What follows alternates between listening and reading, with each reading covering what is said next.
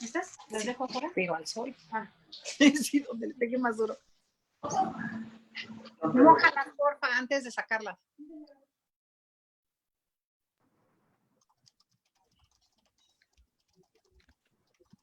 Hola, Ligia. Doctor Buenas tardes a Pereciento, buenos todos, días. colegas. Me da mucho gusto saludarlos a todos, a mis maestros. Buenos días. Hola, hola. Qué milagro, Alejandro. Leonor, Bueno tenerte. Leonor, qué gran gusto estar contigo, mi querido doctor. Qué bueno.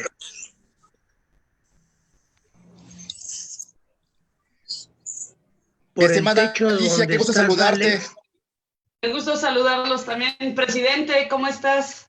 Bien, muy bien, muchas gracias. Licenciado Garrio, qué gusto saludarlo, qué bueno que nos acompaña. Encantado, mi estimado Eli. Aquí Muchas gracias. al doctor Buenas tardes, doctor. y demás participantes. Desde Perú, buenos días, buenas tardes. Saludos muy a bien. tú, doctor. Buenos días. Maestra Velarde, ¿cómo estás? Todos, Rosa Elvira, qué gusto saludarlos a todos, realmente es todo un honor. Hola, ¿qué tal? Levantar la mano. Ok. A la palabra, ¿no? Ay, qué gusto. Un momento, vamos a comenzar a silenciar los micrófonos, espero que lo entiendan. Mi estimado Eduardo Picán, ¿cómo estás? Muy bien, muy buenas tardes. Un saludo a todos desde Santiago de Chile. Muy bien, bienvenido. Por ahí está su señoría Arturo González, veo a Carlos Odriozola, a Celia Guerra, Rosa María. ¿Quién más? Hola, Juan Saldaña, Pedro Carrillo de Tijuana, Carlos Gaguardi. ¿Quién más anda? Mónica Velarde.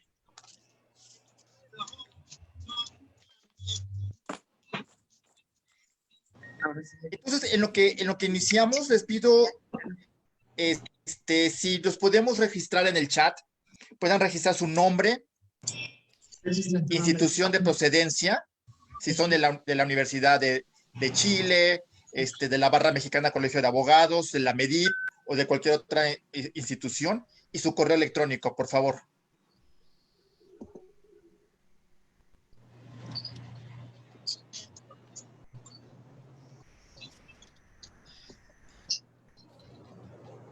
¿Qué te pongo, a medir o una? Sí, también.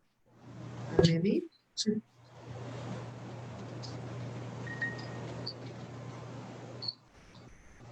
Está bien escrito, ¿verdad?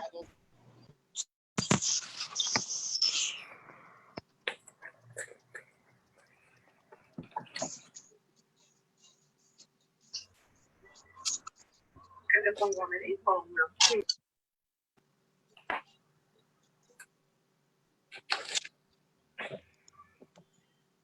Veamos.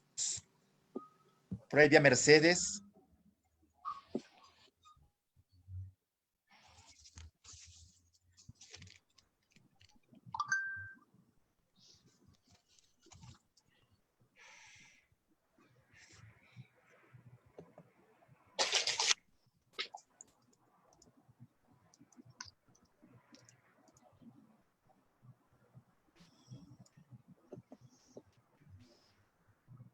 San Luis Potosí.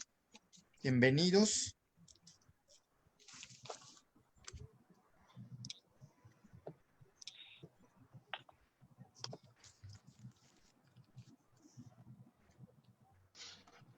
California.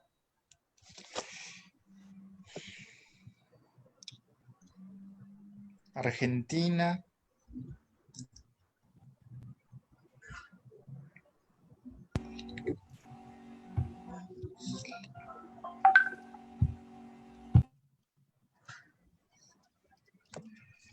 Guanajuato.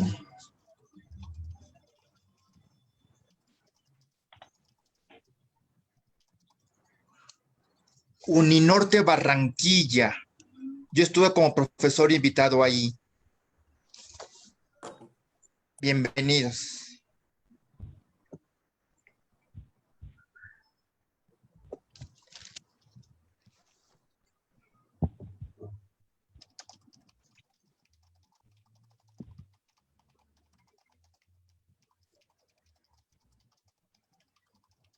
Querétaro, Uruguay, bienvenidos. Puebla.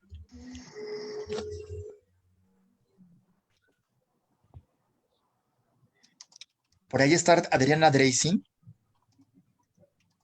Sí. Hola Eli, un gusto, hola a todos. Hola Adriana, ¿cómo estás? Muy bien, ¿cómo están todos?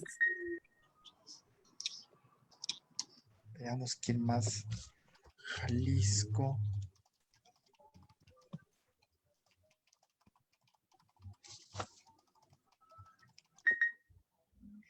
Bien, pues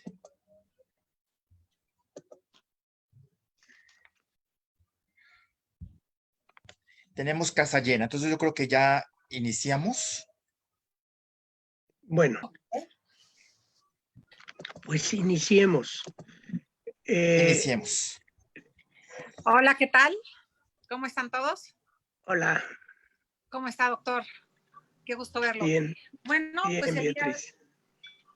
Pues el día de hoy, en representación de nuestro presidente Juan Carlos Guerrero, como presidente del Comité de Derecho Internacional de la Barra y de Derecho Comparado, pues me da un gusto recibirlos. Y bueno, a nuestro tema del día de hoy, que es el Foro Non-Convenience, una perspectiva latinoamericana. El día de hoy ya se han ido asignando. Les pedimos a todos, por favor, que conforme se vayan dando de alta, les pedimos que vayan colocando su nombre, su correo y su lugar de procedencia para efectos de nuestro pase de lista. El día de hoy tenemos el gusto de contar con dos excelentes expositores, que son la doctora Cecilia Fresnedo de Aguirre, que es doctora en Derecho y Ciencias Sociales. Betty, Mande. Antes de iniciar, sí.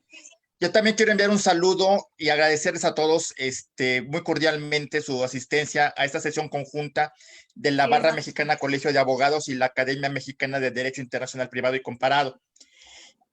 Antes de cederle la palabra a nuestra amiga Beatriz González de la Barra Mexicana, quisiera dar 3 anuncios. El primero de ellos es que a solicitud de varios académicos hemos decidido dar una prórroga para la entrega de ponencias para el Seminario Nacional de Derecho Internacional Privado, que se realizará del 18 al 20 de noviembre. La fecha límite para la entrega de ponencias la hemos prorrogado para el 6 de septiembre. Entonces todavía hay tiempo suficiente para poder entregar la ponencia. Repito, entonces, fecha de entrega para entrega de ponencias, la fecha límite para entrega de ponencias es el 6 de septiembre. El segundo aviso es que en virtud de que estamos en una etapa de transición a la normalidad o nueva normalidad, y en virtud de que ya han reabierto los tribunales federales como los del Fuero Común en la Ciudad de México, esto nos obliga a modificar nuevamente, modificar los horarios de las sesiones. Entonces, a partir de la próxima sesión, todas las sesiones serán a las 5 de la tarde, para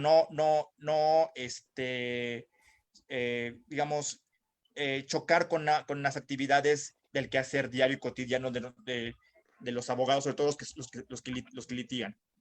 Y en tercer lugar, quisiera darle la palabra rápidamente a la maestra Rosa Elvira Vargas para que nos dé un anuncio respecto a una iniciativa que se ha estado planteando en el Congreso de la Ciudad de México. Maestra Rosa Elvira, por favor. Muchas gracias, señor presidente. Pues muy buenos días a todos. Para informarles que efectivamente apenas el mes pasado se presentó una iniciativa para que estemos pendientes todos. Recuerden que la Academia Mexicana de Derecho Internacional tiene un grupo de trabajo sobre el tema de gestación por sustitución, y en la Ciudad de México se presentó una iniciativa por parte de un legislador de Morena que tiene que ver con esta temática. sobre el útero, bueno, ellos le denominaron sobre útero subrogado, lo cual ya desde el nombre es preocupante, pero esperemos que puedan dar seguimiento. Con mucho gusto, creo que en la página de la academia, si nos autoriza el señor presidente, compartiremos la iniciativa para que la podamos estudiar y podamos hacer los comentarios pertinentes. Muchas gracias, Eli. Bueno, por el contrario, muchas gracias a ti, Rosa Elvira. Entonces ya les estaremos informando. Hemos entrado en contacto con el diputado que presentó la iniciativa. Posiblemente hagamos un evento para hacer el análisis y el estudio de esta iniciativa y a lo mejor hacer algunas modificaciones a la misma. Sobre todo, incorporar la materia de derecho internacional privado a esta iniciativa. Bien, y nada más para introducir un poquito y cederle la palabra a Beatriz González, quisiera comentar que la labor que ha hecho la OEA en su tarea de codificar el derecho internacional, tanto público como privado, lo ha hecho a través de conferencias especializadas. Y tal vez la conferencia especializada que más éxito ha tenido fueron precisamente las CIDIPs, las conferencias interamericanas especializadas de derecho internacional privado. En estas conferencias, además de que se codificó el derecho privado en este hemisferio, también han participado grandes figuras del derecho internacional privado en esta región de América. Figuras como un Didier Operti, como una Tatiana de Meckel, como un José Luis Siqueiros y, por supuesto, una Cecilia Fresnedo y un doctor Leonel Pérez Nieto. Entonces, nos sentimos como academia más que honrados de tener a estas dos grandes figuras, dos personas que son referente obligatorio en esta materia en este continente. Quiero darle la más cordial bienvenida y ahora sí le cedo la palabra a mi amiga Beatriz González. Hola, ¿qué tal? Gracias, Eli. ¿Me escuchas ahí bien? Perfecto. Ok. Bueno, como bien dice Eli, tenemos hoy unos expositores de lujo y pues comenzaré presentando a la doctora Fresnedo, quien es doctora en Derecho y Ciencias Sociales por la Universidad de la República del Uruguay, catedrática de Derecho Internacional Privado en la Universidad de la República y directora del Instituto Uruguayo de Derecho Internacional Privado. Fue becaria por Fulbright en la Universidad de California en Davis, corresponsal de UNIDROIT en Uruguay y colaboradora de la Uniform Law Review. Integra los comités académicos de varias revistas nacionales y extranjeras, representante del Uruguay en varias reuniones de la Conferencia de la Haya de Derecho Internacional Privado, de la CIDIP y otros foros de codificación del derecho internacional privado. Ha dictado cursos de posgrado y conferencias en más de 20 universidades e instituciones nacionales y extranjeras. En la Academia de la Haya de Derecho Internacional en 2015 y publicado 20 libros y más de 160 artículos sobre temas de su especialidad. Su tesis, La autonomía de la voluntad en la contratación internacional, publicada en 1991, recibió el premio único en obras de ciencias sociales y jurídicas del Ministerio de Educación y Cultura. Es consultora internacional en temas de su especialidad y árbitro y le damos la más cordial bienvenida el día de hoy. Asimismo, la verdad a mí es un placer saludar al doctor Leonel Pérez Nieto, con el cual tengo una larga historia personal. El doctor Pérez Nieto es licenciado en Derecho por la Universidad Nacional Autónoma de México. Es diplomado en Estudios Superiores en la Escuela Nacional de Administración Pública de Madrid. Diplomado en Estudios Superiores en el Instituto Internacional de Administración Pública de Francia. Doctorado en Derecho Internacional Privado en la Universidad de París. Fue investigador de carrera de tiempo completo en el Instituto de Investigaciones Jurídicas de la UNAM, coordinador de humanidades de la misma universidad y coordinador del programa de Relaciones Internacionales en la División de Estudios de Posgrado de la Facultad de Ciencias Políticas y Sociales de la UNAM. En 1984 fue designado como investigador nacional y en el mes de julio de 1999 fue nombrado investigador nivel 3 del Sistema Nacional de Investigadores del CONACYT. Asimismo, ha sido profesor huésped en la Academia de Derecho Internacional de La Haya, Holanda, en la Universidad de California en Davis, en la Universidad de Valencia, España, en la Universidad de Santiago de Compostela. así como conferencista invitado en varias universidades de México y del extranjero. Fue fundador del Seminario Nacional de Derecho Internacional Privado, fundador y expresidente y miembro de número de la Academia Mexicana de Derecho Internacional Privado y Comparado. Actualmente es profesor de carrera en el Centro de Relaciones Internacionales de la Facultad de Ciencias Políticas y Sociales de la UNAM y profesor en el Departamento de Derecho del ITAM.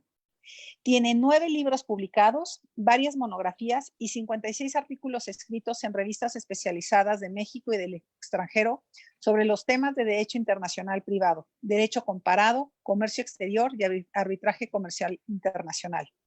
El doctor es árbitro internacional para varios organismos internacionales, entre los que se encuentran el American Arbitration Association y del Asia Pacific Center.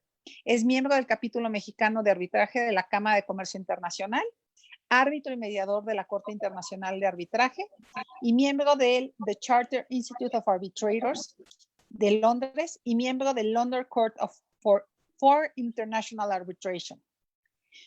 Es miembro de la Barra Mexicana de Abogados y es representante por México ante foros y conferencias internacionales de derecho internacional privado. Y creo que lo que no pusieron, doctor, es que usted es el mayor editor de libros de derecho de toda Latinoamérica y que creo que eso es un logro impresionante. Y bueno, el día de hoy tenemos el honor de tener a ambos expositores para platicar sobre el Forum Non-Convenience, una perspectiva latinoamericana.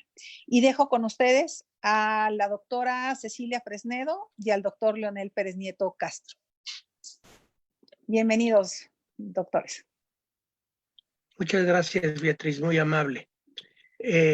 Habíamos acordado, la profesora Fresnedo y yo, que yo iniciaría la plática en la medida en que yo tengo una breve exposición de tipo general sobre el Forum Non-Convenience, refiriéndome a los Estados Unidos principalmente, y que luego ella hablaría de lo que se ha hecho de Forum Non-Convenience en el Uruguay. Así que si no tienes inconveniente, Cecilia, yo iniciaría la plática. Perfecto, doctor. Bueno, vamos a hablar de un tema muy complejo,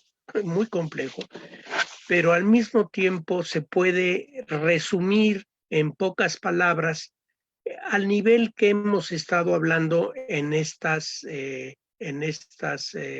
presentaciones. La idea de estas presentaciones que hacemos a través de la academia es abordar temas de nuestro interés y señalar cuál es el camino para abordarlos con bibliografía, etc.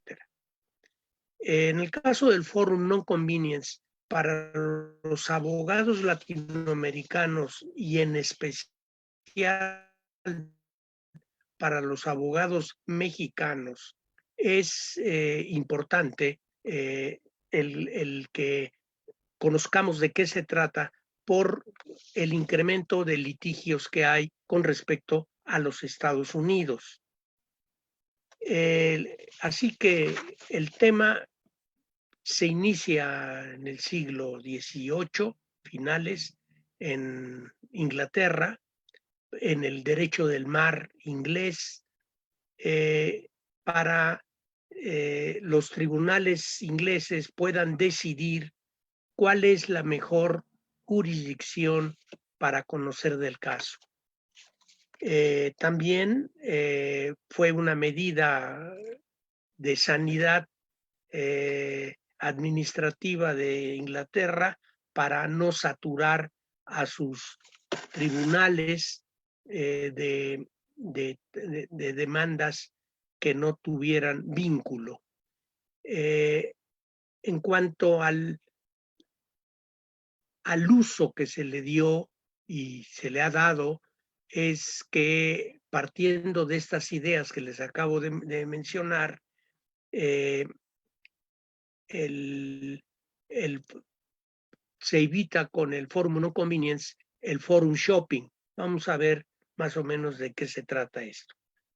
Lo importante es que estemos ciertos que se trata de una limitación que puede ser muy drástica a la autonomía de la voluntad de las partes en el escogimiento de los tribunales a los cuales deban someter sus controversias. En Estados Unidos también los antecedentes vienen del siglo XIX, pero me quiero referir a lo que se considera la doctrina moderna en los Estados Unidos, que se inicia curiosamente con dos casos decididos el mismo día en 1947 y que en los dos casos la decisión fue elaborada y los comentarios por el ministro de la Suprema Corte de Justicia de los Estados Unidos, el ministro Jackson. Estos dos casos están aquí en la pantalla, ustedes los pueden ver y consultar. Es el caso del Gulf Oil Corporation versus Hilbert y Coster Mutual Casualties versus Lumbermans. El más importante, por supuesto, es el de Hilbert. El de Hilbert es un residente en Virginia que demanda en Nueva York a una empresa establecida en Pensilvania para demandar daños y perjuicios por un incendio en sus almacenes que el Hilbert considera fue debido a la negligencia de la empresa que le hizo sus instalaciones. Los tribunales de Nueva York rechazaron la demanda porque consideraron que resultaba mejor jurisdicción la de Virginia y para eso se basaron en el principio de Forum Non Convenience. La resolución fue apelada a la Segunda Corte de Distrito de Nueva York, que la rechazó y el caso fue atraído por la Suprema Corte de Justicia de los Estados Unidos. Así que en su decisión del juez, del ministro Jackson, se establecieron dos principios que van a perdurar hasta la actualidad, con las modificaciones que les iré comentando. Los principios son, primero, el actor puede demandar en la corte que decida, pero debe de considerar que implique los menores gastos para el demandado y sobre todo que tenga en cuenta la saturación de los tribunales. También dentro de esta idea de que es la parte privada, digamos, el enfoque privado, que la jurisdicción no resulte vejatoria ni hostigante u opresora para el demandado y de la cual se puedan derivar mayores gastos y problemas para este último.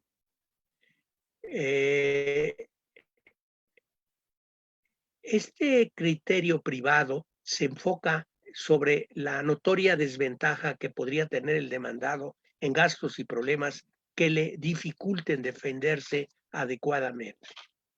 Y otro criterio, el público, que no se afecte el interés público del tribunal donde se pretenda introducir la demanda debido al congestionamiento de asuntos que puedan tener dichos tribunales, como es el caso del de Nueva York.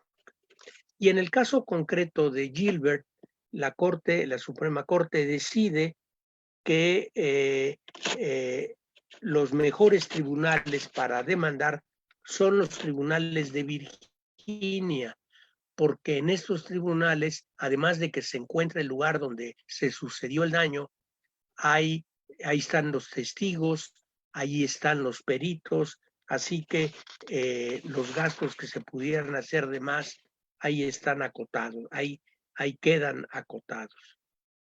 Entonces, tenemos pues que este caso que nos plantea estos dos conceptos o estas dos razones va a ser lo suficientemente importante para que el Congreso de la Unión de los Estados Unidos de Estados Unidos de América modifiquen la legislación en materia procesal federal conforme a dichos procesos. Y por supuesto, ahí también se va a iniciar la doctrina moderna de los Estados Unidos en la materia. Sin embargo, lo que nos interesa a nosotros es la proyección internacional que tuvo el Forum Non-Convenience hacia afuera. Y aquí los dos casos más relevantes son el caso Worldwide Volkswagen Corporation versus Goodson y el caso Schaeffer versus Hinter. En ambos casos se decidió que la inexistencia o escasos contactos de las partes con la jurisdicción que se pretende demandar no son suficientes para que los tribunales en cuestión declaren su jurisdicción, con lo cual se lograron eliminar de tajo muchas de las demandas procedentes del extranjero. Esta idea planteada en estos dos casos va a ser más precisa en otro caso muy importante que es el Piper Aircraft versus Renault, que fue el tema en donde se sentaron ya en definitiva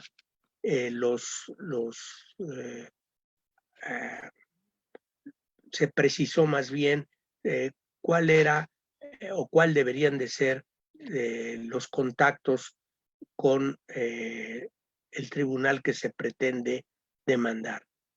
En este caso de Piper Aircraft versus Renault, se trató de un señor escocés que demanda en California a las compañías o la compañía que fabricó el motor del avión en el cual su familia sufrió un accidente y perdió la vida. Este demandante, al presentar su demanda en California, acepta que la presentó conforme a un criterio de forum shopping. ¿Perdón? ¿Se está oyendo? Sí.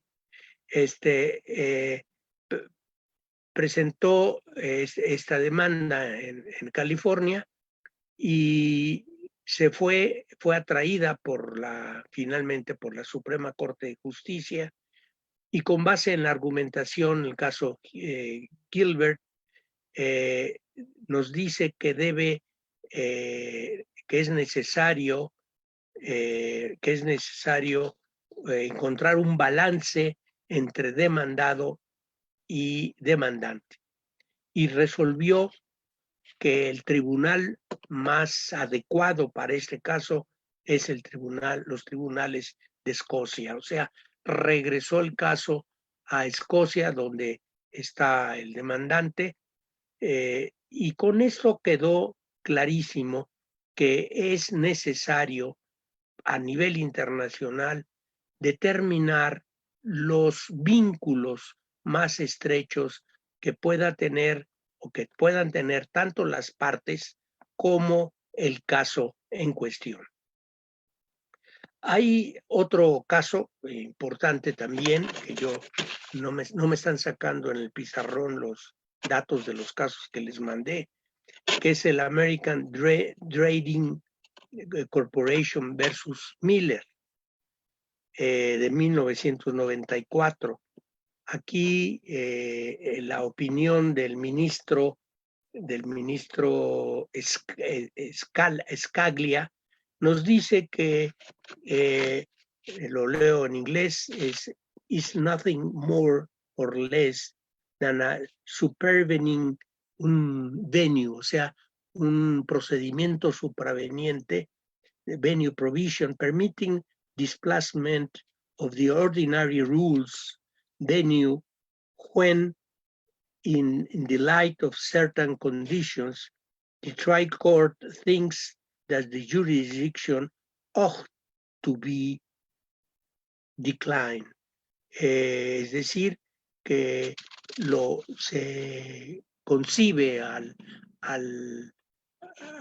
no, pasen por favor las otras citas que les mandé por entonces aquí puntualmente hay, bueno, Vigo es el último, están un poquito confundidos con las láminas, no importa. Esto de considerar al Forum Non Convenience como un procedimiento supraveniente, como lo menciona el ministro Scaglia, hace que precisamente sea interpretada la disposición 29 USC número 1441, en los cuales los Estados Unidos van a basar a nivel federal su política judicial en materia de Forum Non Convenience. ¿Y cuál es en la práctica, digamos, cuál es en la práctica el camino que siguen los jueces en los Estados Unidos, los tribunales en Estados Unidos? Es que cualquier demanda que entre a tribunales locales del extranjero, los tribunales locales tienen la obligación de darle cuenta al juez de distrito dentro de cuya jurisdicción se encuentran dichos tribunales, porque será en última instancia el juez de distrito el que decida si efectivamente se trata de una demanda que es viable ante los tribunales de la Unión Americana.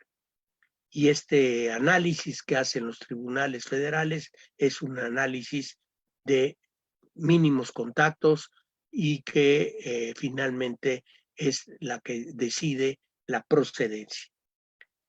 Un caso vinculado a este es el caso de los acuerdos sobre la designación del foro competente. Este tema, que es un tema además muy importante para nosotros, puede ser consultado en la convención, en el convenio más bien, del 30 de junio de 2005 de La Haya sobre acuerdos de elección de foro, especialmente los artículos 20 y 22, que entró en vigor para México el 1 de octubre de 2015. La lectura de este convenio nos puede dar una idea bastante más completa. Aunque el convenio en sí no logró cubrir todas las posibilidades, existen varias posibilidades muy interesantes. También quiero decirles que este convenio de La Haya de 2015 para nosotros es un convenio que está elaborado sobre la base del convenio de Bruselas para la Unión Europea de 1968. Ahí tienen, yo les di la bibliografía, a ver si me la pueden poner, por favor. Ahí está la bibliografía mínima, introductoria. Incluso encontré ayer un trabajo de Jacqueline Duval Major en el internet, y también se los puse, está muy interesante, de un artículo de la Cornell Law Review. Eso es básicamente lo que yo quería decirles sobre el principio Forum Non Convenience. Resumiendo, se trata de una acción que toman los tribunales del país de destino en la que admiten o no que el asunto pueda ser tratado en los tribunales, en este caso nacionales, locales de los Estados Unidos. Muchas gracias. Muchas gracias, doctor. Y bueno, en este momento le damos la palabra a la doctora. Doctora, ¿nos escucha? Sí, perfectamente. Ah, muy bien. Bueno, muchísimas gracias. Voy a tratar de, primero, felicitar al profesor Pérez Nieto por su excelente y clarificadora exposición. Agradecerles muy especialmente a todos los colegas mexicanos que me han invitado. Para mí es un honor, un placer. Me hace recordar mi visita presencial de noviembre del año pasado. Y también agradecerle a los colegas de otros países latinoamericanos, que algunos vi por ahí, en la lista no los vi a todos, porque son una cantidad, envidio el poder de convocatoria que tiene la MEDIP, y bueno, y algunos de esos colegas los voy a citar, porque he leído estupendos trabajos sobre este tema. Por ejemplo, mi compatriota Daniel Treca, colegas argentinos como Luciana Scotti, que la vi por ahí, no sé si están Paula Al y otras colegas. Bueno, en fin, cantidad de colegas y de México y de Venezuela, Colombia, y como Claudia Madrid Martínez, José Luis Marín, bueno, una cantidad. He leído estupendos trabajos de todos ellos porque me habían planteado que además de hablar de la realidad de Uruguay, en cuanto al Forum Non-Convenience, diera un panorama un poco más amplio a nivel latinoamericano. Entonces, bueno, eso es lo que voy a tratar de hacer. Voy a tratar de hacer eso a partir de una pregunta que les planteo a ustedes. El Forum Non-Convenience, desde la perspectiva latinoamericana, es decir, no estadounidense, ¿es un instrumento útil o peligroso? ¿Está receptado en la legislación hard law o soft law interamericana? Bueno, con respecto a su utilidad, si es más útil o más peligroso, ¿cuál de las dos cuestiones pesa más en la balanza? La respuesta no es unánime. He encontrado posiciones acérrimas en contra, por ejemplo la de María Elsa Usal, otras más favorables, como la del profesor Antonio Boyano, pero ninguna, bueno, las profesoras Paula Ay, Carolina Ayud y Nieve Rubajar, un estupendo trabajo que leí de ellas, y otros autores, que no los puedo nombrar a todos, ustedes perdonen que no es con intención de discriminar, pero un poco lo que podemos inferir de todas esas posiciones es que si bien algunas posiciones serían más favorables a la aceptación del Forum Non-Convenience en países latinoamericanos con sistemas jurídicos de civil law romanista, nadie, hasta donde yo he podido ver, admite el Forum Non-Convenience como principio y de manera irrestricta. Es decir, los autores que se inclinan por su utilidad eventual y por tanto su excepcional admisión, lo hacen siempre en ciertas circunstancias y bajo ciertas condiciones. En cuanto a las normas, en general ninguna norma de derecho internacional privado de fuente nacional o autónoma incorpora el Forum Non-Convenience. Sí lo hace el artículo 8 del convenio de la Haya del 96 sobre responsabilidad parental, que todos ustedes conocen bien, y de una manera no estricta a como lo hacen, a como conciben este instituto los doctrinos y jueces del common law. profesor Lagarde, en su informe explicativo del convenio 96, dice que se ha inspirado, la solución de los artículos 8 y 9 se ha inspirado en el Instituto del Forum Non-Convenience, pero no coincide exactamente. Básicamente es la misma idea, pero que no voy a repetir porque ya el profesor Nieto lo explicó con toda claridad. Es decir, Uruguay es parte de ese convenio. Hay otros estados que todavía no lo son. Argentina lo aprobó parlamentariamente, pero todavía no lo ha ratificado. En principio, la última información que pude obtener es esa. Entonces, creo que aquí, si bien hay muchas cosas, yo he sostenido desde hace muchos años, desde mi estancia en la Universidad de California en Davis, por el profesor Frederick Junger, amigo de muchos de nosotros, ¿verdad? Profesor Pérez Nieto, fue amigo, porque falleció hace ya unos cuantos años. Yo en esa instancia descubrí en cierta medida que esa división tajante en compartimentos estancos del Common Law y el Civil Law, en muchos aspectos no es tal. Y creo que precisamente se mencionaba hoy la obra codificadora de CIDIP. Creo que el artículo 9 de la Convención de Normas Generales sobre la armonización de las distintas leyes que resultan aplicables en un caso, teniendo en cuenta las finalidades legislativas perseguidas por cada una de dichas normas y la equidad en el caso concreto, es una demostración de que esos compartimentos estancos han comenzado ya hace muchos años, porque esa convención es de 1979, a ser permeados por institutos que pertenecen a otros sistemas, por decirlo de alguna manera. Concretamente esa norma recoge las tendencias de Carey y de Keyers. Entonces, ¿qué pasa con el Forum Non-Convenience? Todavía no ha permeado demasiado. Y digo demasiado porque en alguna medida sí ha permeado.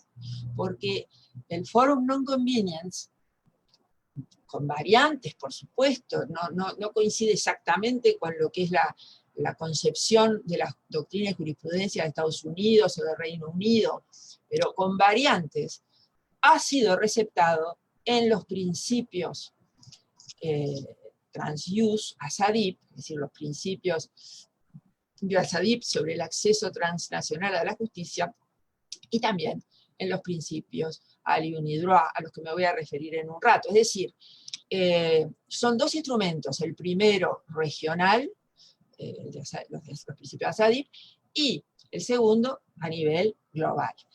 E incursionan en el tema del Forum Shopping. Quería hacer un comentario con respecto a lo que dijo el profesor Pérez Nieto, y que lo he leído también en alguno de los trabajos que leí en estos días preparando esta charla, que se vincula el Forum Non-Convenience con el Forum Shopping como un instituto que pretende impedir el Forum Shopping o al menos mitigar sus efectos adversos y abusivos. Yo siempre digo en clase, y tengo una colega que ha trabajado conmigo muchos años, que es la profesora de Llano, que la vi presente por acá, en este foro. Ella sabe que yo siempre les digo a los estudiantes que el Forum Shopping, al igual que el Forum Non-Convenience, como instituto jurídico no es malo ni bueno por sí mismo. Esto también lo dice Diego Fernández Arroyo, otro amigo de todos nosotros, a quien leí sobre el tema del Forum Non-Convenience en estos días. Entonces, ¿qué sucede? El instrumento no es malo ni bueno. Son los abogados y los jueces los que a veces utilizamos mal y otras bien esos instrumentos. Y yo siempre digo, un buen abogado, lo primero que tiene que hacer es un buen Forum Shopping. Es decir, ¿en qué sentido un buen Forum Shopping? En el sentido de elegir entre los diversos foros concurrentes que le ofrece el derecho internacional privado, cuál es el más conveniente y adecuado. No cuál es el más perjudicial para el demandado, porque eso sería abusivo e inético, aunque muchas veces lo hacen, por supuesto, ¿no? Pero sí cuál es el más adecuado para su cliente. Y voy a poner un ejemplo. Si hay dos foros concurrentes, en uno de ellos la acción está prescripta y en el otro no, un abogado que entable la acción en el foro donde la acción está prescripta sería pasible de una demanda por mala praxis, creo yo. Entonces, ¿qué es lo que tiene que hacer? Y bueno, tiene que determinar adecuadamente dónde va a plantear la prescripción. Y puedo poner otros ejemplos, ¿verdad? Pero en ese sentido, digo yo, que un buen forum shopping es parte de la actuación técnica correcta de un buen abogado. El forum non-convenience ya es un poco otra cosa. Como mecanismo... Sí, ¿qué pasó? ¿Se escucha? ¿Se escucha bien o no? Sí, doctora, sí. Sí, todo bien. Sigo entonces. Bueno, entonces, creo que con el forum non-convenience es un poquito diferente, porque el forum non-convenience puede mitigar los daños de un forum shopping abusivo. Entonces, bueno, lo mismo. Lo que pasa es que muchas veces en los tribunales estadounidenses se usa de forma abusiva, discriminatoria. Creo que el caso Chevron, Texaco, contra Ecuador es una prueba de esto, ¿no? De un mal uso del forum non-convenience.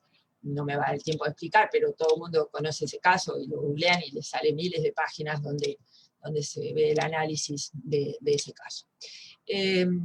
Entonces, forum es útil y por tanto debe ser incorporado, o es demasiado peligroso para ser incorporado en los sistemas jurídicos civilistas de los países latinoamericanos. Y acá vuelvo a los principios trans-use y a los principios Ali Unidroit. Son mucho más desarrollados los principios ASADIP trans-use, o sea, explicitan mucho más las condiciones en que puede llegar a funcionar excepcionalmente el forum non-convenience. Bueno, no les voy a leer el principio 3.9 y sus comentarios, porque ustedes lo conocen, pero simplemente hacer referencia a la Capite, que dice que pretenden asegurar el derecho de acceso a la justicia de todas las partes. Entonces eso me parece muy importante. Por supuesto que acá se aparta de una concepción bastante tradicional del forum non-convenience, de que debe ser invocado por el demandado. Los principios trans-use no exigen eso, dicen que el juez lo puede interponer incluso de oficio. En fin, yo creo que vetar es un poco como otros institutos del derecho internacional privado clásico que ustedes conocen, de la teoría general, como el reenvío. Ustedes vieron que el reenvío, por ejemplo, tiene defensores acérrimos y enemigos acérrimos. Y yo en clase siempre digo lo mismo, el reenvío por sí solo, bueno o malo, y depende del caso. Hay que aplicarlo bien. En algunos casos puede permitirle al juez llegar a un fallo justo en el caso concreto, flexibilizando las rigideces del sistema de conflicto clásico que a veces no le permiten al juez eso. Y creo que se puede fundar el juez en el artículo 9 de la Convención de Normas Generales, por supuesto. Claro, el artículo 9 refiere a leyes, no a jurisdicciones, eso es claro, pero que el cometido último del juez es hacer justicia sustantiva en el caso concreto, por los mecanismos formales, eso es real. Creo que una dificultad sin duda, al no haber norma en los sistemas latinoamericanos, en Uruguay tampoco la hay, ni en el sistema vigente, ni en el proyectado del proyecto de ley general de DIP, no hay norma expresa sobre el forum non-convenience.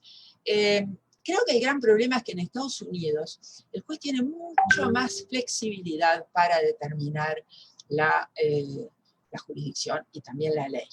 En cambio, en nuestros sistemas, es el legislador el que dice cuál foro es adecuado y cuál no lo es. ¿Cómo? A través de normas que establecen preceptivamente normas de derecho positivo, ya sea autónomas o convencionales. Es el legislador el que establece cuáles son los tribunales que tienen jurisdicción internacional en determinado caso. Y ahí está la valoración de la vinculación suficiente para que ese foro sea adecuado, me parece a mí. Es decir, es el legislador el que establece cuándo un foro es adecuado para entender en un determinado caso. La mayoría de las veces se establece más de uno. ¿Y la opción de quién es? Y la opción es del actor. Nuestro artículo 2401 del Código Civil lo dice expresamente. Pero en fin, en muchos otros sistemas hay normas parecidas. Y dado que el tiempo vuela, y ya se me han ido 15 minutos, quisiera comentarles un caso que ocurrió en Uruguay en el año 1994, o sea, hace un montón de años, en que el juez no tenía la más pálida idea, no sé si esto va a quedar grabado, capaz que ya se jubiló el juez que actuó en este caso. Caso Calibuic con Pérez. Lo puse cortito. Es un caso en el que, de divorcio, un caso de divorcio internacional, donde el marido vivía en la ciudad de Chuy, o sea, en la frontera noreste del Uruguay con Brasil, la ciudad de Chuy queda del lado uruguayo, y del otro lado de la frontera vivía la esposa con los hijos. Bueno, hasta antes de la separación habían vivido todos juntos del lado brasileño.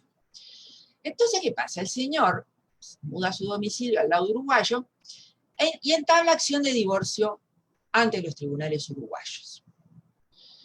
Tengo que explicar en 2 palabras, voy a intentar de aplicar en 2 palabras, que establece el derecho internacional privado en materia de jurisdicción y ley aplicable al divorcio. Son los artículos 2396 y 2401 del Código Civil uruguayo, que en realidad establecen que es competente el juez, acá estamos hablando del juez, el juez del Estado a cuya ley corresponde regular la cuestión. ¿Cuál es el juez a cuya ley corresponde regular el divorcio? El del domicilio conyugal. ¿Qué pasa cuando no hay domicilio conyugal? Es decir, cuando las partes se domicilian en estados diferentes, como en este caso. No hay solución. ¿Y por qué no hay solución? Porque el apéndice del Código Civil que contiene estas normas es del año 1941, es decir, 5 años antes de que se aprueba la Ley de Derechos Civiles de la Mujer, que le da a la mujer la posibilidad de fijar domicilio propio.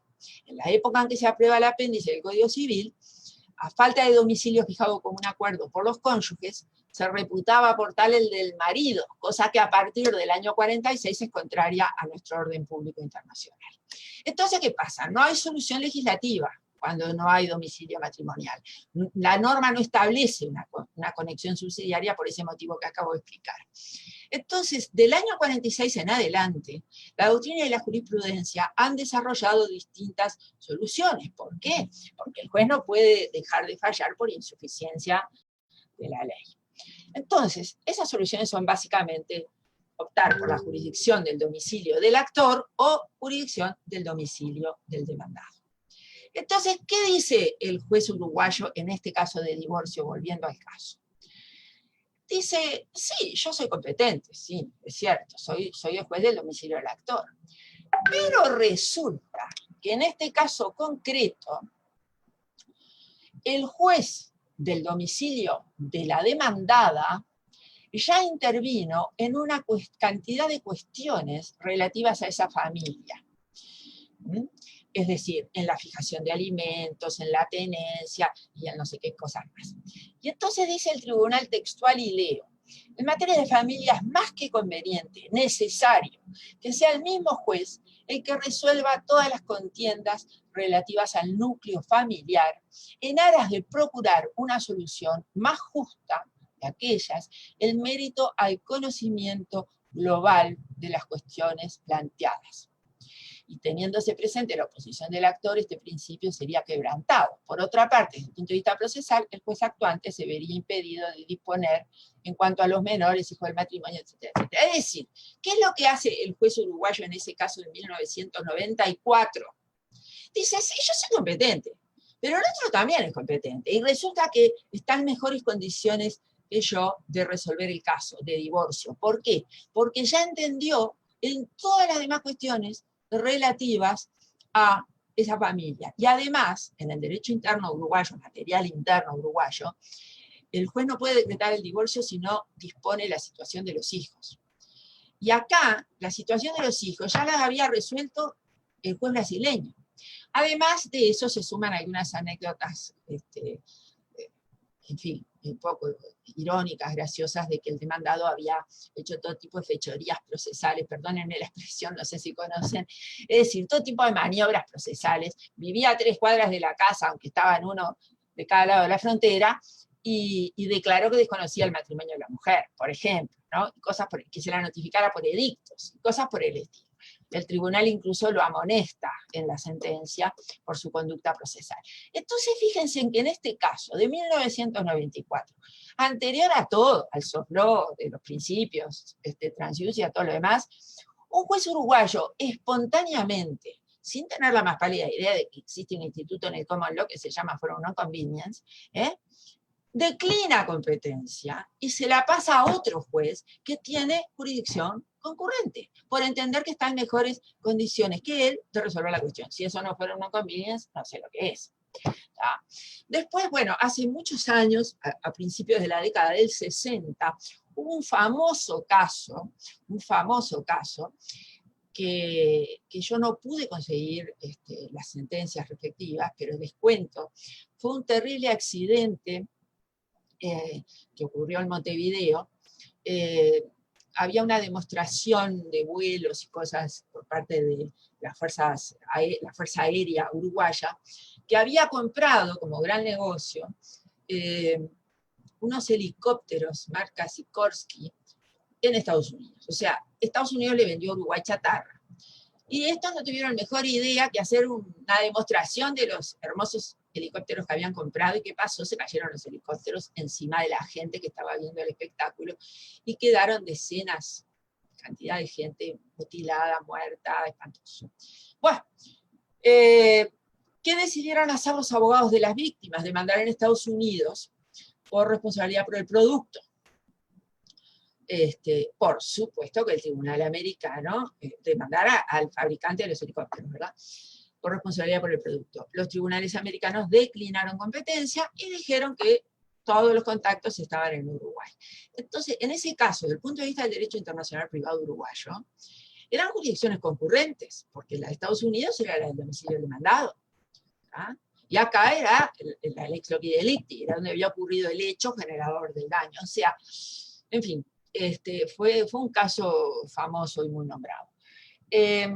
Por lo demás, y para cerrar, porque ya estoy en los 20 minutos, quiero decir que son muchos los países cuya jurisprudencia rechaza expresamente el forum non convenience, como por ejemplo, no les cito los autores porque es demasiado, pero bueno, uno de ellos es Alejandro Garro, que también leí un trabajo muy interesante de él, Costa Rica, Ecuador, Guatemala, Panamá, Nicaragua, Colombia no tiene nada desarrollado eso, lo considera, según me ha informado Claudia Madrid Martínez, un instituto del common law que no tiene nada que ver con ellos.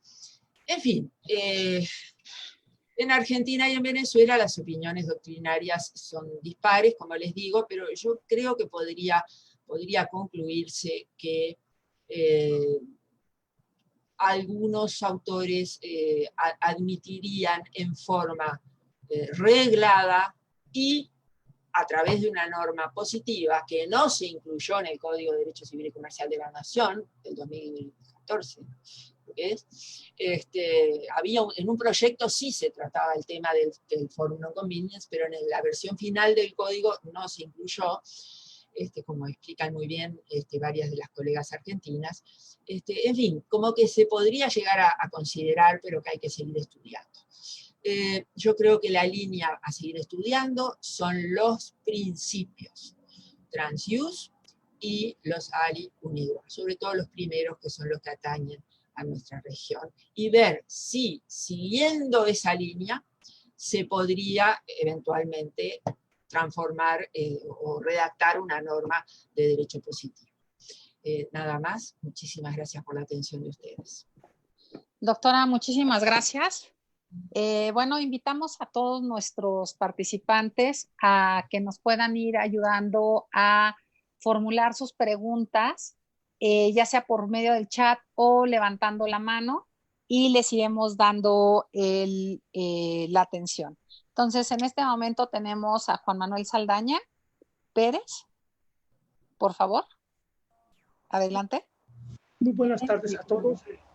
Antes que nada quiero felicitar a los expositores, al doctor Pérez Nieto, a la doctora Cecilia Nedo. Es muy interesante y como mencionaron los expositores es muy complejo, y en este sentido pues en relación a México, con la gran relación que tenemos con Estados Unidos en materia comercial, principalmente con 3.500 kilómetros de frontera, y las relaciones personales que también existen, comerciales, de inversión. ¿Qué futuro se ve el Foreign Convenience en México?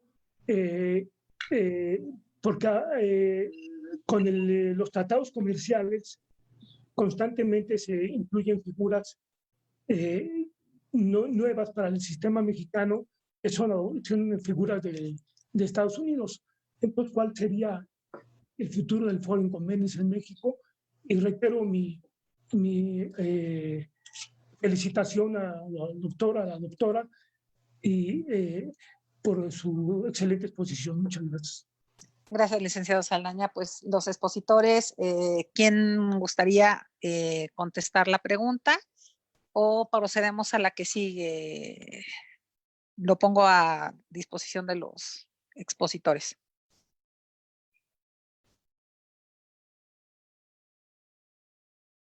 Le voy a pedir a Luis Raúl Serrano Arribas Plata que nos pueda formular su pregunta, y de esa manera vemos para que nuestros expositores puedan hacer la respuesta. Perdón.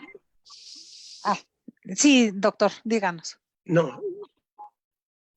Nos quedamos con la primera pregunta. Perfecto. Nos quedamos con la primera pregunta. Hay que responder primero a la primera y luego a la segunda, ¿ok? Está bien.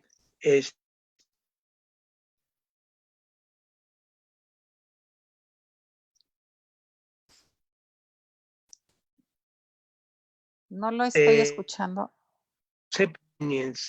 Que es una medida de tipo... ¿No se escucha? No se escuchó bien, doctor. Ya se restableció, doctor. Bueno, lo que estaba yo diciendo es que el futuro del concepto del Forum No Convenience es para México, en mi opinión, malo, en la medida en que, si bien se trata de una disposición procesal incluida en el Código Federal Procesal estadounidense, la realidad, y así traté de decirlo al final, la realidad es que se ha usado de manera política, en política judicial, para dos cosas. Primero, evidentemente, desahogar a los tribunales estadounidenses, que siempre tienen un buen número de casos por encima, pero sobre todo creo yo que es una política de los Estados Unidos de crear una barrera para poder parar ahí y por lo menos analizar y dilatar las demandas en contra de empresas estadounidenses. No sé si Ceci quiere agregar algo.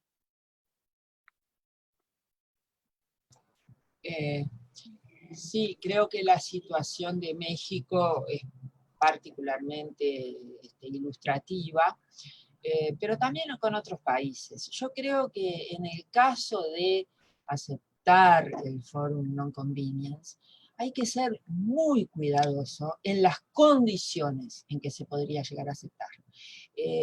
No sé si es suficiente lo que dicen los principios trans-use. Me gustaría saber qué opina el colega, el doctor Pérez Nieto. Es decir, creo que yo el caso ese que mencioné de Uruguay es un caso que es de derecho a familia, es un caso distinto. Una gran ventaja que tienen los principios trans-use es que excluyen de la posibilidad del forum non-convenience varios temas. Por supuesto que cuando hay jurisdicción exclusiva, pero además todo el tema de daño medioambiental. Eso parece tener nombre y apellido, caso Chevron, un lago agrio, ¿no? Evitar ese tipo de situaciones que se dieron en ese caso, de abuso total por parte de la empresa estadounidense y por parte de los tribunales que intervinieron en el asunto. O sea, creo que es un tema muy delicado, pero mencioné la posibilidad de seguir estudiando y pensando para todos nosotros, países latinoamericanos, por dos razones. Una, porque está incluido el instituto en esos dos instrumentos de soft law que mencioné. Y el otro, porque hay algunas posiciones doctrinarias y algunos casos aislados, también en Argentina, en Venezuela, algún caso aislado, en que se ha aceptado el forum non-convenience. Entonces creo que cuando un fenómeno existe, y no podemos evitar que exista, lo mejor es regularlo de la mejor manera posible. Ahora, creo que estamos muy lejos de un instrumento convencional de hard law, o sea, una norma positiva, de derecho positivo. Hemos comenzado por la vía del soft law. En fin, es lo que puedo decir por ahora. No tengo respuestas categóricas ni mágicas. Muchísimas gracias, doctora. Bueno, pasamos con nuestra siguiente pregunta, que nos la hace el licenciado Luis Raúl Serrano Arribas Plata. Le pedimos, por favor. Adelante. Muy buenas tardes con todos los colegas, con los distinguidos expositores, a quien tengo el gusto de conocer personalmente. Mi pregunta va para lo siguiente, en cuanto al tema de la relación. Se mencionó en esta exposición de la doctora Fresnedo con el tema de la relación forum non-convenience con forum shopping, ¿no? Hay una vinculación bastante importante. Pero yo ahora que justamente a raíz de un caso que tengo en el tema familiar, tema de alimentos, veo una institución que también digamos, tiene relación con el foro non-convenience, que es el foro de necesidad. Foro de necesidad, ¿no es cierto? Entonces, este foro de necesidad hace de que más bien un caso donde en principio un tribunal no es competente, atraiga ese caso por una serie de situaciones para evitar la denegación de justicia, digamos, no abundar más, pero es evitar la denegación de justicia. Y en mi país, en el Perú, regulamos el foro de necesidad en un artículo muy concreto del Código Civil peruano, donde se establece de que el foro de necesidad, solo el tribunal sería competente solo para administrar medidas de protección, las cuales medidas de protección, no cautelares, como algunos autores suelen a veces confundir, sino medidas de protección que sean para una urgencia, el momento donde el juez peruano no es competente, pero asume esa competencia. Entonces todo está en una situación de nivel de justicia, nivel de, digamos, de a qué tribunal voy a acudir. Pongo un claro ejemplo. En restitución de menores, las madres que sustraen a los niños, yo me dedico mucho a eso, demandan alimentos bajando del avión, en un tribunal que en principio no sería competente, ¿no es cierto? Hay una sentencia uruguaya, que la tengo muy cerca de acá, donde se establece de que en alimentos tampoco sería competente el foro uruguayo, en este caso una sustracción hacia el Uruguay. Entonces, yo en mis tribunales peruanos, que son un poco reacios, estoy tratando de plantear, en el marco del interés del niño, que esto sea así. Entonces, quisiera la opinión de los distinguidos, cualquiera de los distinguidos expositores, en este punto, ¿no?, concreto del foro de necesidad con también el foro non-convenience, qué relación puede haber, qué relación pueden tener, y bueno, y por qué se reguló el foro de necesidad y el foro non-convenience no, también por ahí hay otro tema. Muy agradecido por la escucha. Muchas gracias. Cedo la palabra a los expositores. Doctora. ¿Puedo decir algo? Claro, doctora, por favor. Quería decir, bueno, el proyecto de Ley General de Derecho Internacional Privado está en la hipótesis que planteaba el colega peruano, o sea, prevé el foro de necesidad, pero no prevé el foro non-convenience, a texto expreso me refiero. Bueno, yo creo que sí, están muy vinculados, incluso he visto algunas sentencias americanas incluso, que no sé hasta dónde, me lo podrá corregir el profesor Pérez Nieto, no sé hasta dónde se cumplen, pero en algún caso he leído que cuando el tribunal americano o de otro país declina competencia en favor de un juez extranjero más adecuado, exige que se acredite que ese juez extranjero tiene competencia y que la va a ejercer. Es decir, para evitar precisamente que no haya ningún foro que entienda el asunto y evitar que se produzca una situación de necesidad. Ahora, si se produjere una situación de necesidad, o sea, de que el foro internacionalmente competente no declina competencia, el foro transferido no asume la competencia, bueno, ahí tendría que volver al foro original, donde originalmente se planteó la pretensión, para que para evitar una denegación de justicia, asuma competencia. Pero yo creo que el foro de necesidad más bien está previsto para otro tipo de casos. No es que no tenga vínculos con el foro no convenientes, los tiene, pero está previsto para otro tipo de casos que por el juego de las normas de conflicto clásicas, en un caso pueda no haber ningún foro competente. Y entonces ahí hay un tribunal que tiene que asumir competencia para evitar la denegación de justicia. Es decir, bueno, el caso del divorcio que yo les planteaba, esto se va a solucionar el día que se apruebe la Ley General de Derecho Internacional Privado, pero desde el año 46 a la fecha, en Uruguay, si vamos a aplicar en forma rígida las normas sobre divorcio, cuando los cónyuges tienen domicilios en estados diferentes, no hay base de jurisdicción y no hay ley aplicable, porque el punto de conexión es de realización imposible. Entonces, lo que es la solución en general más admitida es la del foro del actor. ¿Por qué? Porque se considera que esa es la jurisdicción más interesada y en mejores condiciones de resolver el problema que tiene esa persona que quiere adecuar su situación de hecho a una situación jurídica de divorciado. La persona por ahí ya tiene otra pareja, hijos, qué sé yo, y quiere regularizar su situación. Bueno, entonces, ¿cuál es el Estado más interesado, con el cual el caso tiene vínculos más estrechos?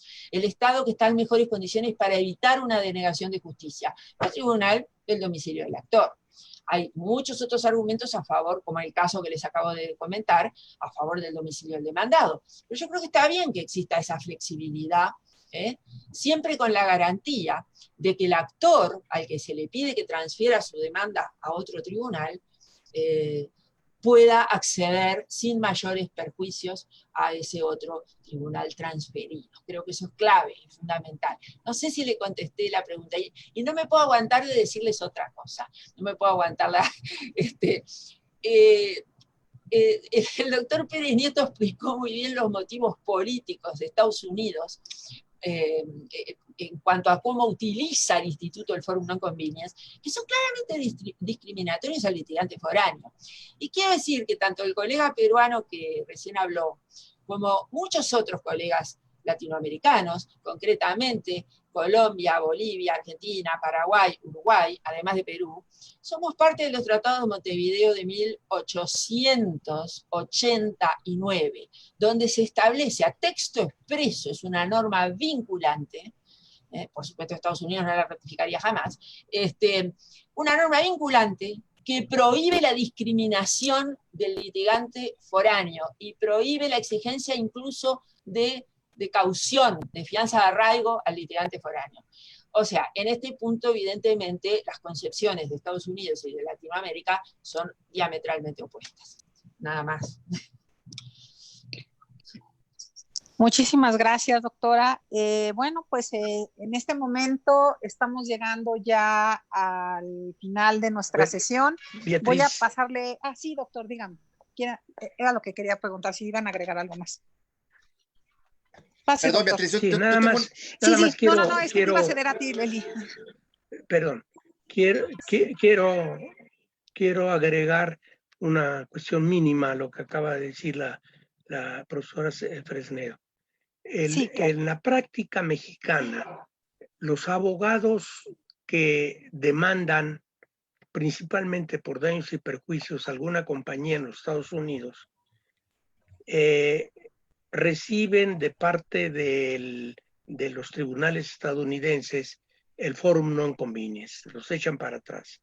Y entonces viene una nueva moción en la que dicen, mira, tú me estás diciendo que no puedes ser juez competente, pero lo que sucede es que tú crees que el foro mexicano es el mejor foro y no lo es por estas razones. Y entonces ahí viene una lista enorme de razones por las cuales el foro mexicano considera a los abogados que no es competente, a fin de que no haya denegación de justicia y se declare competente el tribunal estadounidense. Esto ya no lo toman los estadounidenses, los tribunales estadounidenses ya conocen cuál es la maña y entonces lo único que hacen es insistir en que los tribunales mexicanos son competentes y regresan el caso. Eso es lo que sucede en la práctica mexicana. Muchísimas gracias, doctor. Creo que queda súper claro. En este momento le cedo el micrófono a Eli. Por favor, Eli. Sí, gracias. Yo también tengo una pregunta para la doctora Cecilia Fresnedo. Doctora, quería comentarle, fíjese que poco después el doctor Pérez Nieto es testigo de esto.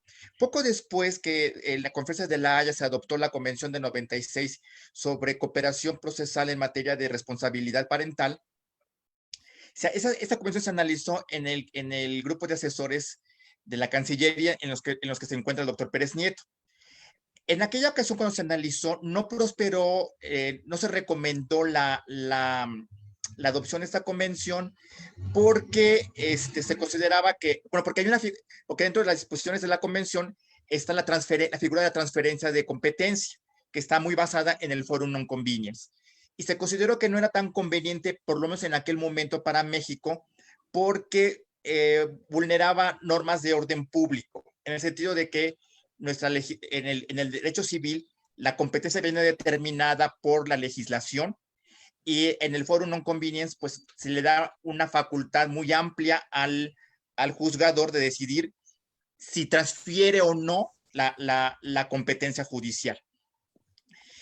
Mi pregunta sería, en Uruguay, ¿cómo han tenido problemas con el orden público para rechazar precisamente esta transferencia de competencia?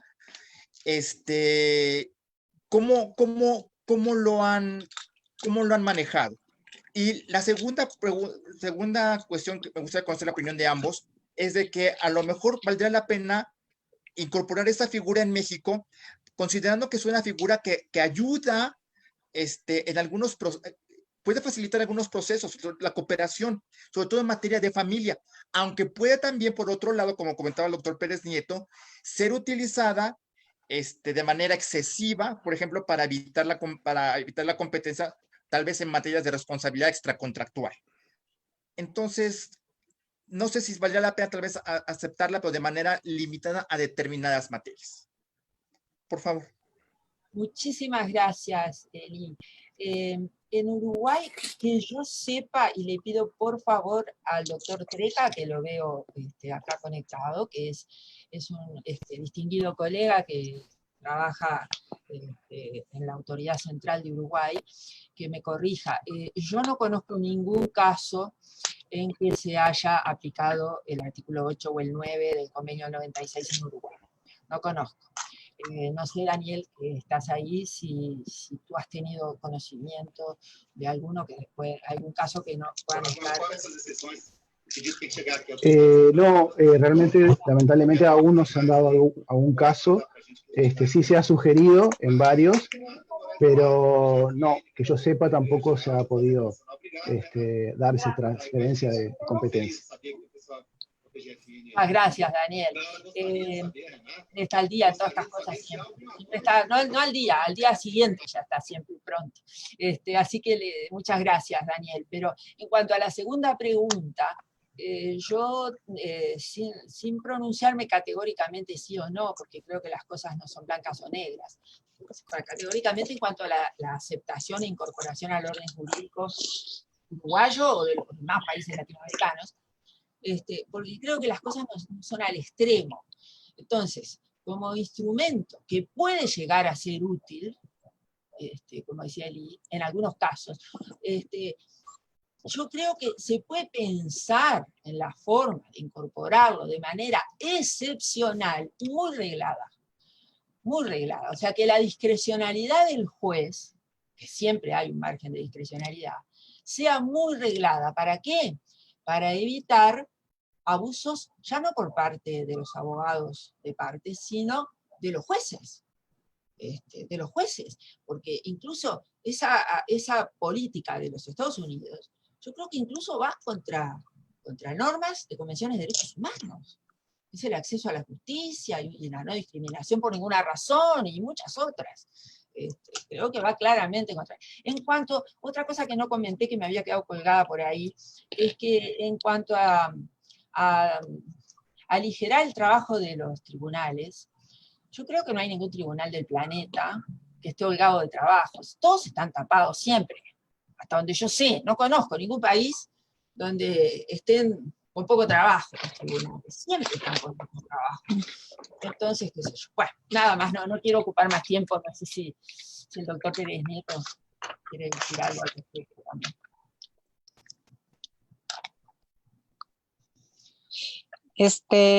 Doctor, si no quiere agregar nada, tenemos una pregunta aquí. Sí, por quiero favor, agregar. sí quiere agregar, doctor. Sí, es que para pasar a la Muy breve a Eli. Hace algunos años la Secretaría de Relaciones Exteriores me preguntó mi opinión sobre la posibilidad de que pudiéramos agregar en la legislación procesal mexicana el concepto del forum non-convenience, y yo les dije que para nada, que no, porque esa sería un pretexto ideal para los tribunales estadounidenses de decirnos, tú lo tienes, entonces debes de entender de qué se trata. Y como no, nosotros tratamos de no hablar el mismo idioma que hablan los tribunales estadounidenses, yo le dije que no era correcto que metiéramos ese concepto. Nada más eso. Muchísimas gracias, doctor. Tenemos otra pregunta más aquí. Un momento. Le cedemos la palabra a, por favor, Carlos Gabuardi, por favor, para abrir su teléfono, su micrófono. Sí, muchísimas gracias. La primera, felicitar a los ponentes por su excelente exposición, y no me extraña la calidad de la sentencia de este juez uruguayo de los 40, sabiendo la calidad de los juristas que se cocinan en aquel país. Bueno, yo quisiera decir que es también muy importante hablar de los límites al forum non-convenience. Y en este sentido está el precedente seminal de Helicópteros Nacionales de Colombia, en donde se trata de evitar un abuso en el sentido de tratar de jalar los casos a los Estados Unidos. Y también hay otra serie de casos en las que los abogados han argumentado que la reparación en el país receptor sería tal que equivaldría a una situación de denegación de justicia. Yo creo que me gusta la posición de la doctora Fresnedo en el sentido de que hay que ser prudente en el análisis de esta institución, porque por lo menos aquí en México a mí me ha tocado ver varios casos de verdadera denegación de justicia o justicia consagrada por los formalismos y la rigidez de nuestros códigos. Junto a eso, habría que agregar que el sentido de convenience es un sentido de criterios prácticos, y nuestros jueces y nuestra tradición jurídica nos ha formado con poco sentido práctico. Es la verdad, ojalá que tuviéramos el sentido práctico que tienen los abogados de los Estados Unidos. Entonces, a mí me parece que hay que avanzar en esto. Hay muchas instituciones procesales que deben ser revisadas. Nuestros códigos son verdaderamente anacrónicos en muchos sentidos y vale la pena irnos ajustando a las nuevas realidades. No solamente por los Estados Unidos, sino, por ejemplo, la sentencia de injusticia a la que yo me estoy refiriendo involucraba directamente al Perú, en donde asumir la competencia por parte de México equivalía a que al final se dictara una sentencia que iba a ser inejecutable en el Perú. Bueno, pues esto, aunque el tribunal peruano hubiera aceptado la competencia, pues realmente ¿de qué sirve que acepte la competencia si al final la sentencia va a ser denegada? La ejecución de la sentencia va a ser denegada. Me parece que sobre este tema hay muchas cosas que hablar. Felicito al doctor Pérez Nieto y a la doctora Fresnedo por sus acuciosos comentarios y creo que esto da para rato. Sí, Muchísimas gracias. Dígame. Yo quisiera agregar algo a lo que dice Carlos. Adelante, doctor. Es parte de la respuesta que yo le di a la Secretaría de Relaciones Exteriores. Les dije que no era correcto por ese problema que pudiéramos tener en el futuro con los tribunales americanos.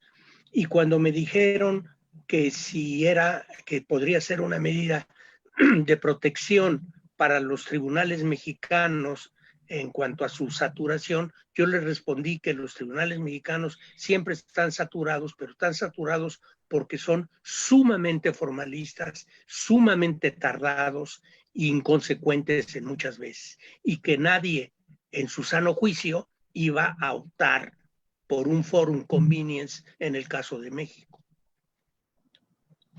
Bueno, y actualmente menos. Sí, doctora. Quisiera, estoy totalmente de acuerdo con lo que dijo Carlos. Un gusto, Carlos, verte aquí nuevamente. Estoy totalmente de acuerdo, pero yo creo que además de las cuestiones prácticas, que a veces pueden ser decisivas, absolutamente decisivas, porque los montos, los costos de los procesos y de los honorarios de los abogados y todo lo demás varían muchísimo de un país a otro. Entonces, va a ser el monto de la reclamación que va a determinar si se puede o no ir a ese otro foro supuestamente más conveniente.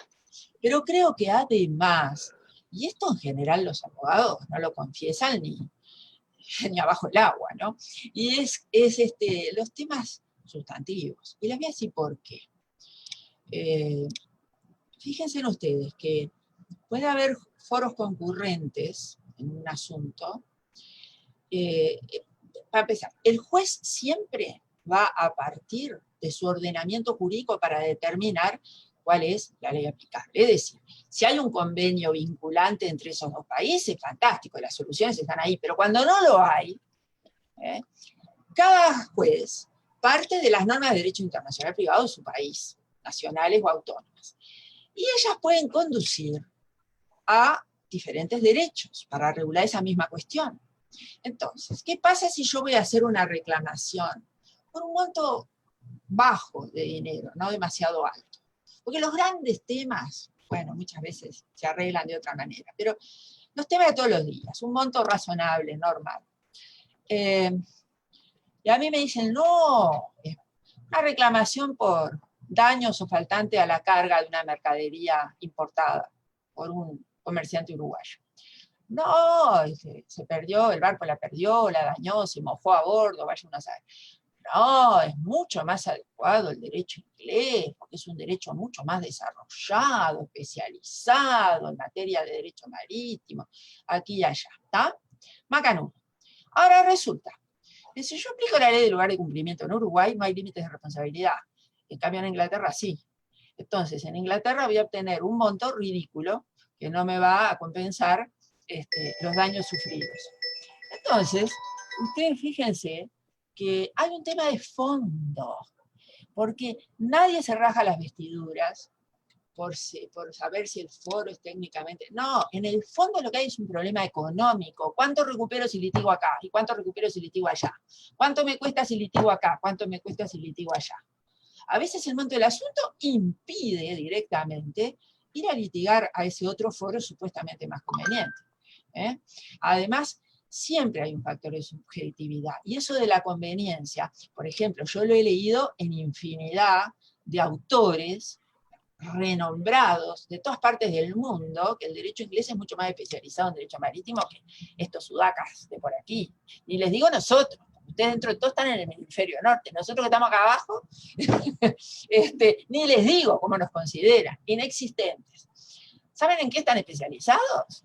Desde la época de los piratas, en proteger a los armadores, por supuesto. Porque ellos son los proveedores de servicios armatoriales al mundo. Y nosotros somos unos pobres desgraciados consumidores que no tenemos peso alguno en las decisiones que ellos toman. Es un ejemplo nomás que les pongo. El otro ejemplo, pero que ese sí ha sido analizado por todos con respecto al Forum Non-Convenience, es el del daño medioambiental, y yo reitero, para mí el caso Chevron es icónico al respecto, y por eso me parece excelente que los principios trans-use excluyan los casos por daño medioambiental de la posibilidad del Forum Non-Convenience. O sea, yo creo que los límites de trans-use, los del artículo 8 del Convenio de la Haya, los de Allen y Droit, hay que sumarles unos cuantos más y limitar, eventualmente, ¿no? Si se quisiera incorporar el Forum Non-Convenience, que no estoy convencida que sea bueno para nosotros, no estoy convencida. No estoy tan así cerrada como el profesor Pérez Nieto, no lo sé así absolutamente, como les digo, creo que es un instituto que puede llegar a servir en algunos casos, pero muy reglado. O sea, esa discrecionalidad del juez tiene que estar absolutamente reglada. Y eso sí implicaría un cambio importante en nuestros sistemas, porque como decía, nuestros sistemas establecen reglas preceptivas. Incluso las normas autonomistas, como la del Protocolo de Buenos Aires sobre jurisdicción en materia contractual, bueno, si las partes eligen el foro y van al foro elegido, bueno, el foro tiene que asumir competencia, porque conforme al artículo 4 del Protocolo de Buenos Aires, tiene competencia jurisdiccional y tiene que asumirla. En fin, la admisión del Forum Non-Convenience tendría que ser muy reglada y muy garantizada para evitar abusos. Esa sería mi conclusión al respecto. Gracias. Muy bien. En este momento le cedo la palabra a Eli. Eli, ¿nos querías dirigir unas palabras? Bueno, más que nada agradecer a nuestros dos expositores, de verdad, excelentes disertaciones, muy claras, muy precisas, muy bien fundamentadas. Les agradezco muchísimamente, honrados que nos hayan participado de sus conocimientos. Doctora, una vez más, muchísimas gracias. Un verdadero honor tenerla una vez más en casa. Doctor Pérez Nieto, siempre es un placer escucharlo. Y bueno, quiero agradecerles a todos ustedes su asistencia, pero no quiero dejar de mandar saludos a San Luis Potosí, Baja California, Guanajuato, Puebla, Jalisco, Durango, Querétaro, Tlaxcala, Sinaloa, a los profesores de la Facultad de Derecho de la UNAM, a los profesores de la Escuela Libre de Derecho que también se unieron, y saludos especiales a Perú, Argentina, Chile, Colombia, Uruguay, España y el Mercosur. Entonces, muchísimas gracias por su asistencia. Recordarles que la fecha límite de entrega de ponencias para el Seminario Nacional es el 6 de septiembre, y a partir de la próxima sesión, todas van a ser a las 5 de la tarde, hora de la Ciudad de México, en tanto se normaliza esta situación de extraordinaria de la pandemia. Nuevamente, muchísimas gracias por su tiempo, su asistencia. Que tengan muy buena tarde. Gracias y hasta luego. Muchas gracias, Eli. Y a nombre de la Barra Mexicana Colegio de Abogados, también les agradecemos su asistencia al día de hoy a nuestra sesión conjunta con la MEDIP, y esperamos, bueno, contar con ustedes ya también en el caso de la comisión. Evidentemente también ajustaremos nuestro horario porque las sesiones son totalmente conjuntas. Entonces esperamos ya irles dando a conocer nuestra próxima sesión ya con el nuevo horario. Muchísimas gracias a todos los que nos pudieron acompañarnos, tanto dentro de México como fuera de aquí. Y bueno, pues esperamos verlos la próxima vez. Hasta luego. Muchísimas Hasta luego, gracias. muy buenas tardes. Gracias, doctora. Gracias, doctor. Muchas gracias, muchas gracias. Gracias, Cecilia. Gracias. Encantada, un placer y un honor. A las órdenes. Para nosotros, doctora. Bueno, chao.